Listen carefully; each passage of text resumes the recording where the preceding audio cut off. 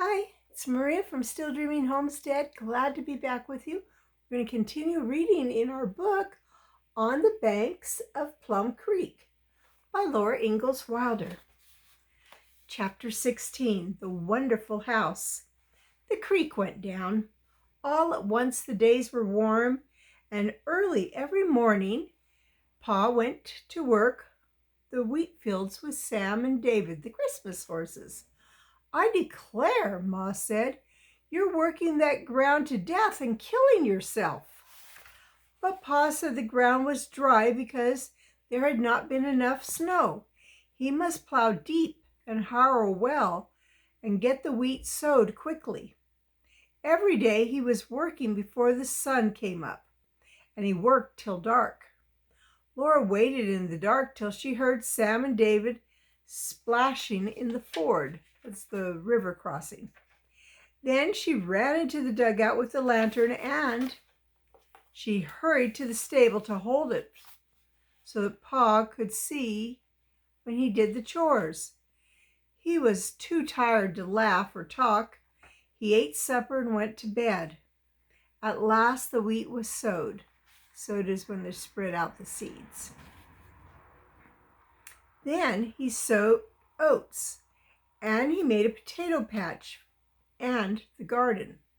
Ma and Mary and Laura helped plant the potatoes and sprinkle little seeds in the garden rows, and they let Carrie think she was helping. The whole world was green with new grass now. The yellow, green willow trees were uncurling. Violets and buttercups were thick in the prairie hollows, and the sorrels, clover-like leaves and lavender blossoms were sour and good to eat. Only the wheat field was bare and brown. One evening, Pa showed Laura a faint green mist on that brown field. The wheat was up. Each tiny sprout was so thin you could hardly see it, but with so many of them all together, it made a misty green. Everyone was happy that night because the wheat was a good stand. The next day, Pa drove to town. Sam and David could go to town and back in one afternoon. There was hardly time to miss Pa, and they were not even watching for him when he came home. Laura heard the wagon first, and she was the first one up the path. Pa was sitting on the wagon seat. His face was one big shining of joy, and lumber was piled high in the wagon box behind him. He sang out, "Carolyn, here's your new house."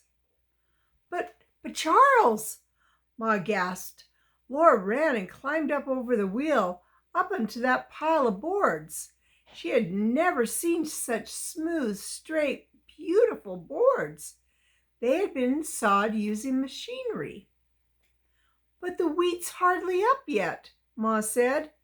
"That's all right," Pa told her. "They let me have the lumber and we'll pay for it when we sell the wheat."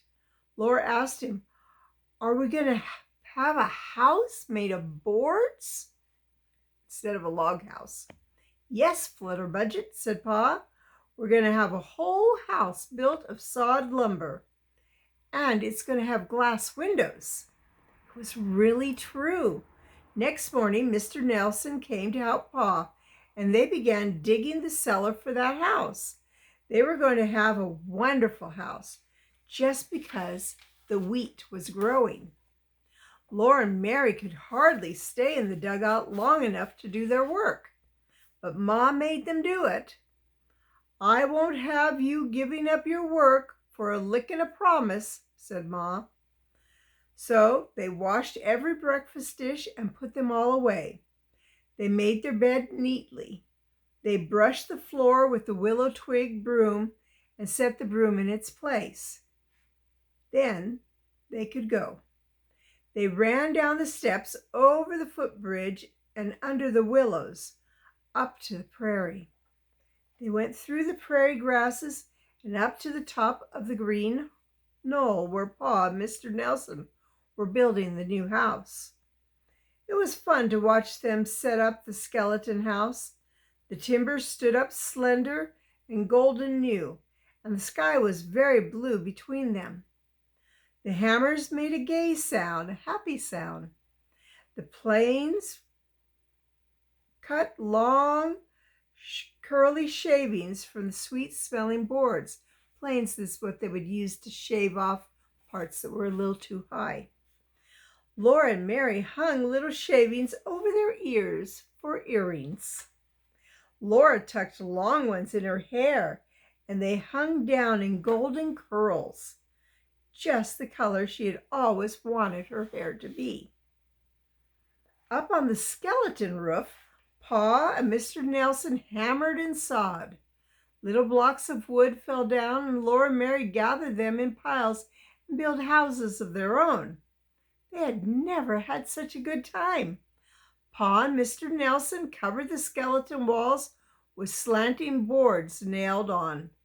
They shingled the roof with boughten shingles.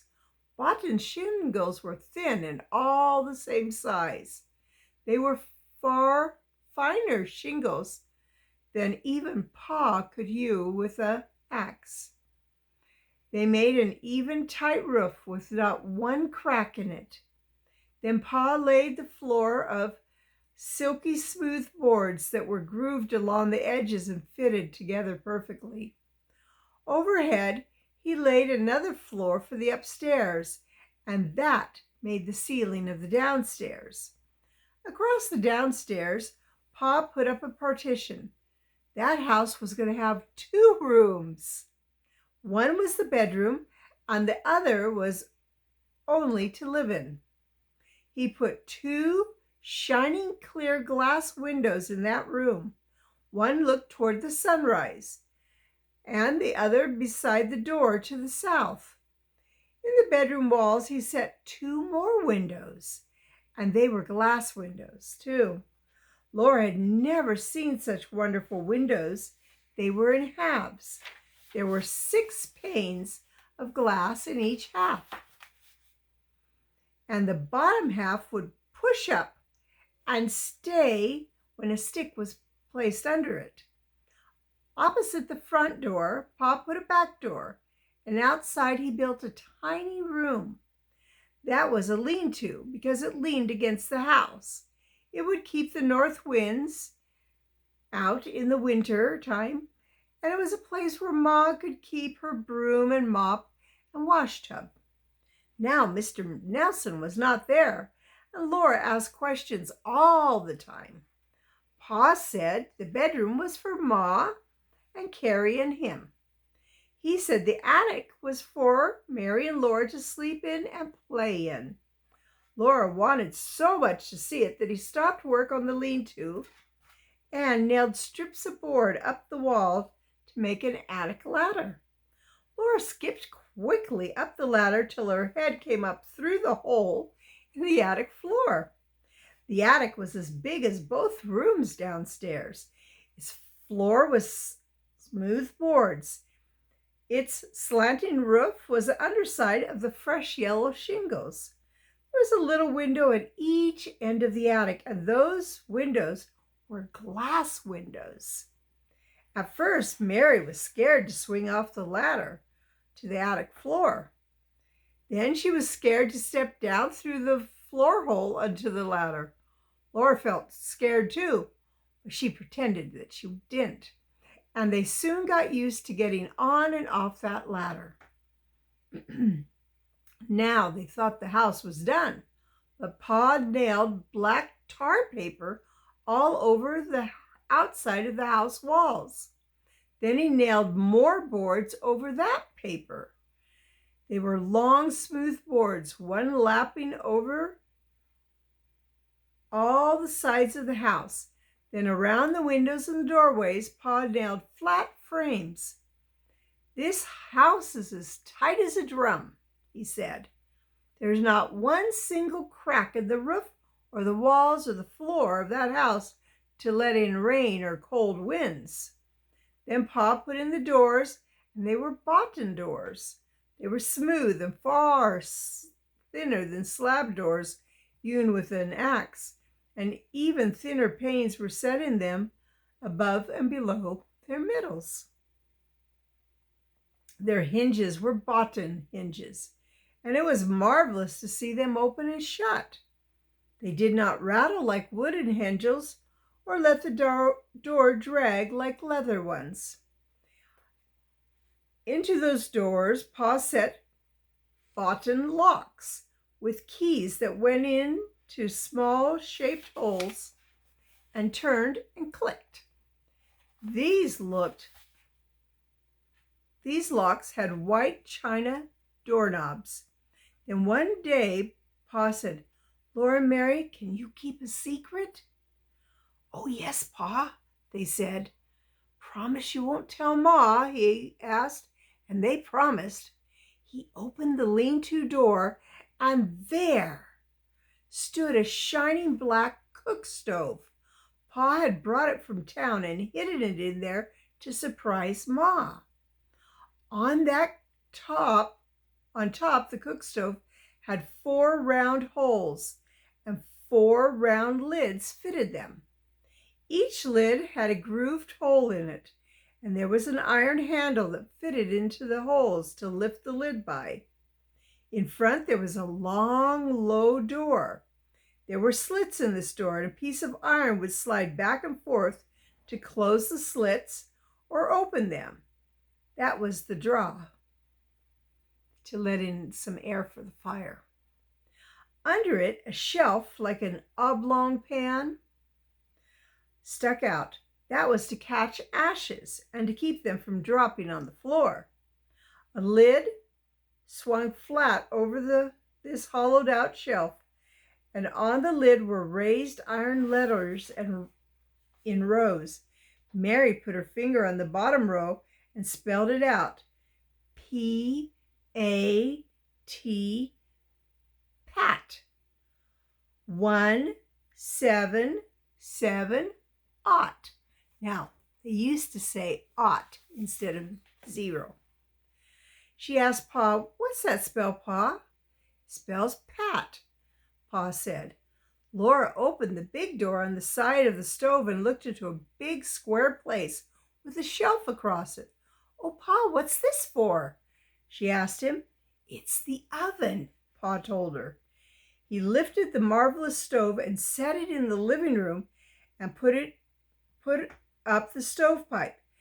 Piece by piece, here's the beautiful new wood cook stove. This part over here, right there, is the oven. And on the top is where you would cook. And here is where the draft would be to let in air. What an amazing thing. Especially because Ma used to have to cook outside for a long time over a fire, and then in the fireplace she would, but now she's going to have a real stove. The stovepipe went up through the ceiling and the attic and through a hole that he sawed in the roof. Then Pa climbed onto the roof and he set a larger tin pipe over the stovepipe. The tin pipe had a spread out flat bottom that covered the hole on the roof. Not a drop of rain would run down the stovepipe into the new house. That was a prairie chimney. "Well, it's done," Pa said, "even to the prairie chimney." There was nothing more that a house could possibly have. Glass windows made the inside of the house so light that you would hardly know you were in a house. It smelled clean and piney from the yellow, new board walls and floor. The cook stove stood lordly in the corner by the lean-to. It was very wonderful and expensive looking. A touch on the white china doorknob swung the bottom door on the bottom hinges, and the doorknob's little tongue that was made of iron clicked and held the door shut. "We'll move in tomorrow morning," Pa said. This is the last night we'll sleep in a dugout. Laura and Mary took his hands and they went down over the knoll. The wheat field was shiny, silky, and shimmering green, rippling over the curve of the prairie. Its sides were straight and its corners square, and all around the wild prairie grasses looked coarse and darker green. Laura looked back at that wonderful house in the sunshine on the knoll that's a small little, not quite a hill, but smaller than that. Its sod, lumber, walls, and roof were as golden as a straw stack. Well, that sounds like quite a fancy house, doesn't it? I think Ma's going to be so surprised. Well, we'll read more about that tomorrow. I want to pray blessings on you and on yours, in your house, out of your house, in the day and the night. Whatever you do, keep dreaming. Good night. It's Maria.